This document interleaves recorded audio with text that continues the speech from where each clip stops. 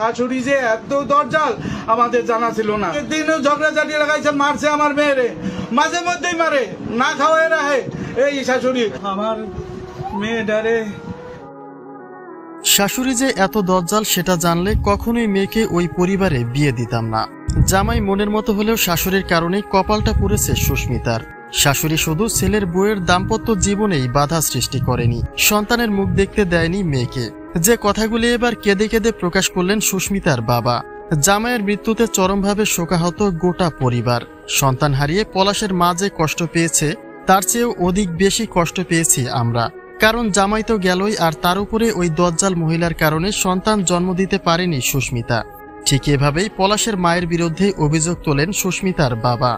আমার বউ, আমি আমার ছেলে পর্যন্ত যাইতে পারি নাই এই ইসের কারণে, এই মহিলার কারণে। পলাশের ঘটনায় সকল দায় পলাশের মায়ের কাঁধে চাপিয়ে সুস্মিতার বাবা বলেন, এই মহিলাই সবকিছুর মূল। তার কারণেই আজ অকালে স্বামীহারা হয়েছে তার মেয়ে। যে মেয়েকে দেখতে এসে পাগল হয়ে ছেলের জন্য নিয়েছিল, সেই মেয়ের সঙ্গে এমন কাজ কি করে করতে পারে তার শাশুড়ি, সেই প্রশ্নটাই রাখেন সুস্মিতার বাবা। তিনি বলেন, ওদের জ্বালাতনে প্রাপ্তবয়সের আগে মেয়েকে বিয়ে দেন তিনি, কিন্তু আদর করে নিয়েই মেয়ের জীবনের সবচেয়ে বড় ক্ষতিটা করল ওই দজ্জাল মহিলা।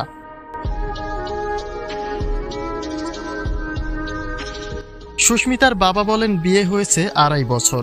বিয়ের 6 মাসের মাথায় এসে যখন সুস্মিতা বুঝতে পারে যে তার শাশুড়ি তাকে তাড়ানোর পায়তারা করছে, তখন সে বাচ্চা নেওয়ার চেষ্টা করে। কিন্তু সবকিছু ঠিকঠাক থাকার পরেও সেই বাচ্চার জন্ম হয়নি, যার কারণ হিসেবে মনে করা হয় চায়ের সঙ্গে জন্মবিরতি ওষুধ দিয়েই বাচ্চা নষ্ট করে ফেলে শাশুড়ি।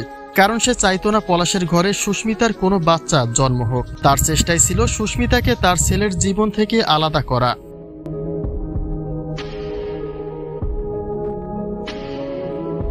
অন্যদিকে পলাশের মা বলছে, পলাশ যে তার মাকে অনেক বেশি ভালোবাসে, এটাই ছিল সুস্মিতার প্রধান সমস্যা। তার কথা ছিল বউয়ের থেকে মাকে কেন বেশি ভালোবাসবে পলাশ।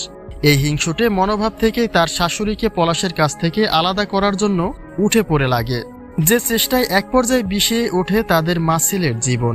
আর সেই মানসিক প্রেশার থেকে নিজের জীবনটাকে শেষ করে দিয়েছে পলাশ।